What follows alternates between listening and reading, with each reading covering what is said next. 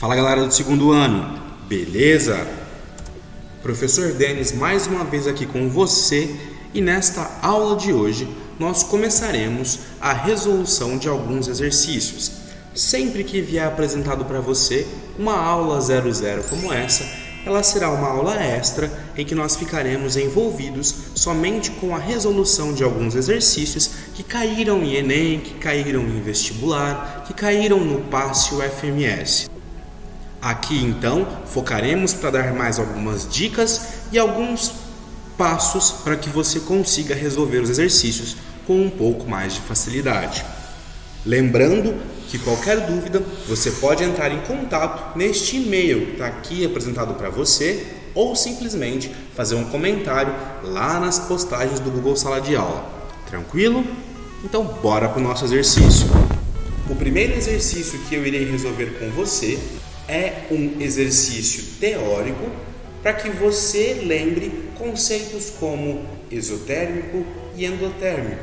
O que significa uma reação como essa? Então vamos lá. Considere os seguintes fenômenos: combustão da madeira, vaporização do álcool, solidificação da água, dissolução do ácido sulfúrico concentrado em água. São exotérmicos os fenômenos.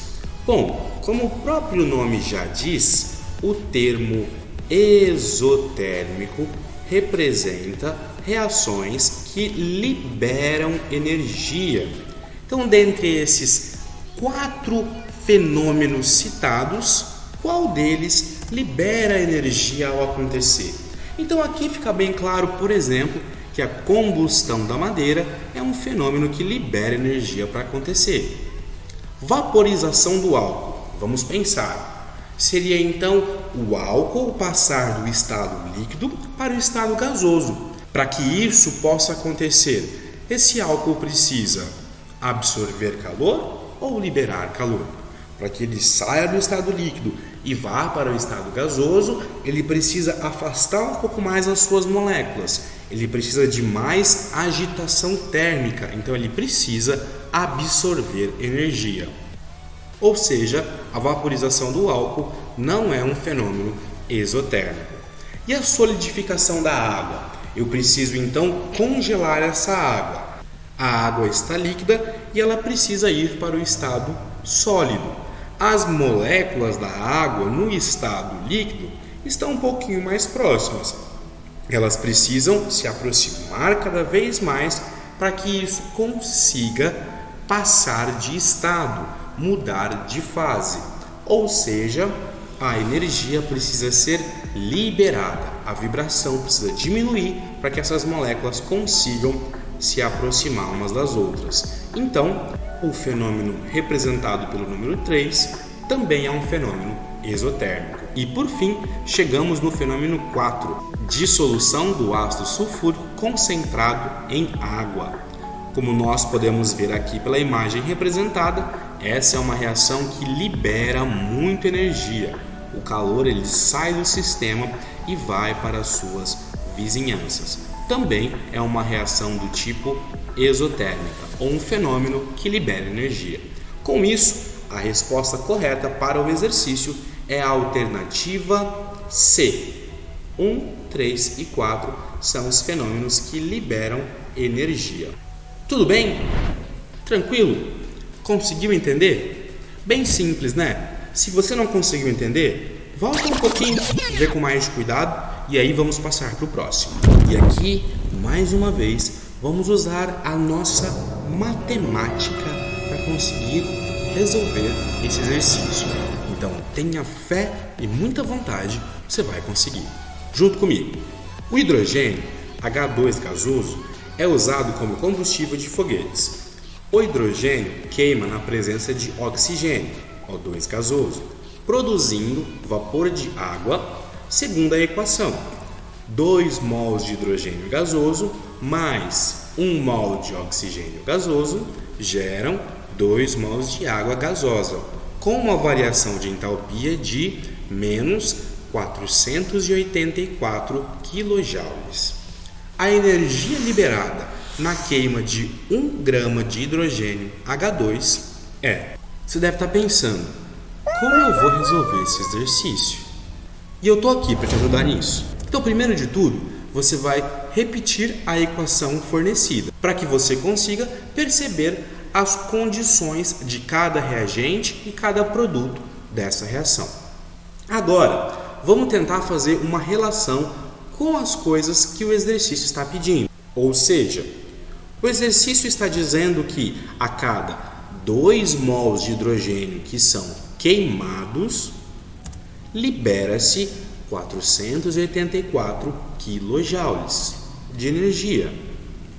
E ele pergunta: quanto será liberado quando eu tiver 1 grama de hidrogênio para queimar? Aqui cabe a gente resgatar alguns conceitos que nós aprendemos lá no primeiro ano do ensino médio. Um mol de átomos de hidrogênio, eu tenho exatamente 1 grama. Se para representar a molécula de gás hidrogênio eu preciso de 2 átomos de hidrogênio, para cada mol de moléculas de gás hidrogênio eu tenho 2 gramas. Se aqui no exercício eu tenho 2 mols de hidrogênio, então substituindo eu tenho 4 gramas de hidrogênio. Agora eu vou fazer uma regra de 3 simples para conseguir chegar no resultado final. Quando eu tiver 1 grama de hidrogênio, qual o valor? X. Multiplicando cruzado, eu vou ter 4x é igual a 484. Passando o 4 para o outro lado da igualdade, uma vez ele estava multiplicando, agora ele passa dividindo, eu vou ter x é igual a 484 dividido por 4, e a minha resposta final seria x é igual a 121 quilojoules. Ou seja, quando eu queimar 1 grama de gás hidrogênio, eu vou liberar 121 kJ de energia. Tudo bem? Tranquilo? Conseguiu entender? Então veja que esse é um exercício em que nós relacionamos a energia liberada em uma reação através de uma regra de 3, através de um conceito de proporção matemática. E isso aparece muitas vezes em questões de vestibulares ou de Enem. Então fique bem atento a isso. E para fechar com chave de ouro, nós temos um exercício que caiu no PASS da UFMS. Ele caiu na segunda etapa entre os anos de 2017 e 2019. Então vamos lá resolver? O exercício diz assim: o gás metano é um importante combustível que apresenta alto poder calorífico e é um dos menos poluentes para o meio ambiente. É dada a equação referente à combustão incompleta do gás metano a 25 graus Celsius e 1 atm, com sua variação de entalpia. Então está aqui representada a equação já balanceada para esta reação de combustão, que é uma reação incompleta. Por que ela é incompleta? Porque ela não gera CO2 e água. Ela está gerando um subproduto aqui, monóxido de carbono, CO. Sabendo que o CO apresenta variação de entalpia de combustão igual a menos 284 kJ, é correto afirmar que a combustão completa de 80 gramas de gás metano libera? Bom, então nós iremos resolver este exercício como resolvemos o exercício anterior. A primeira coisa que precisamos fazer aqui é coletar as informações e perceber quais participantes nós iremos fazer a relação de proporção. Ele diz que 1 mol de metano, então vamos escrever isso aqui. 1 mol de CH4 liberam sempre 520 kJ por mol. Essa é a informação que foi te dada na equação. É muito importante que você saiba ler uma equação termoquímica como essa. Tudo bem? Então, 1 mol. Por que é 1 mol, professor? Porque não tem nenhum número aqui na frente. Consegue ver? Quando não tem nenhum número, aqui eu tenho 1. 1 mol libera 520 quilojoules. Muito bem. Então, vamos escrever isso aqui. Um mol libera 520 kJ. E você achou que fosse ficar aí bonitão, só esperando as letrinhas correr sem copiar nada, né? Vamos lá? Sabe o que ajuda muito? Copiar no seu caderno, junto comigo. Seguindo então, nós temos que 1 mol de CH4 liberam 520 kJ de energia. Professor, na hora de fazer a regra de 3, eu preciso colocar o sinal de negativo? Não precisa. Uma vez que você lembre que esta setinha aqui representa a energia que foi liberada.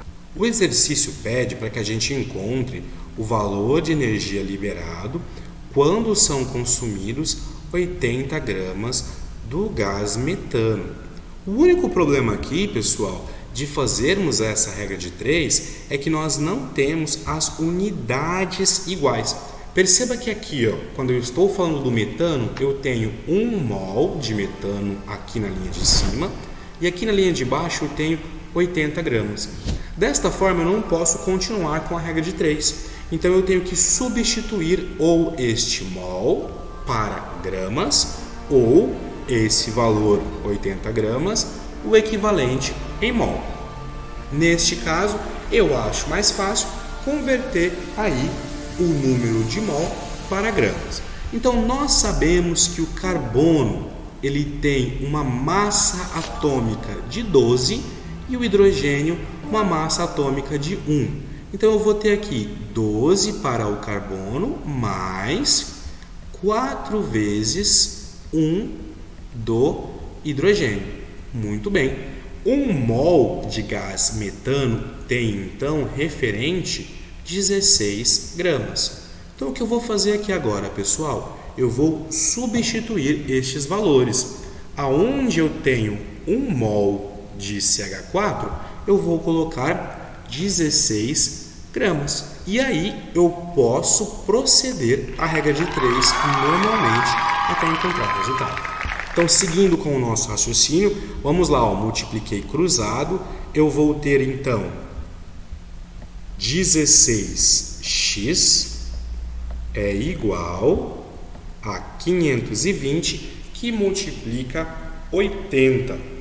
Isso é igual a 41.600.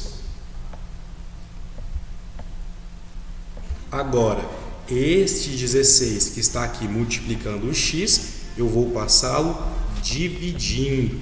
Então, eu tenho 41.600 dividido por 16.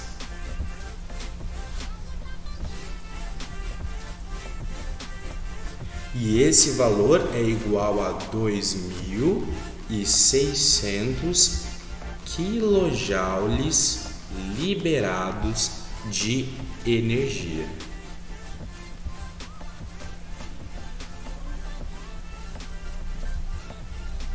Se você fosse representar o ΔH para esse exercício que você acabou de resolver, teria que escrever ΔH é igual a menos 2.600 quilojoules, para indicar que está sendo liberada essa quantidade de energia.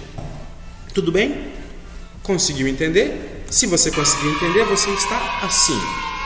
Caso contrário, volte rapidinho, vê um pouco mais com cuidado, que eu tenho certeza que você vai conseguir entender. Não deixe de acompanhar as postagens no Google Sala de Aula e no canal do YouTube. E se você gostou, não esqueça de compartilhar com algum amigo e curtir o meu canal. Muito obrigado, por hoje é só, pessoal, e até uma próxima.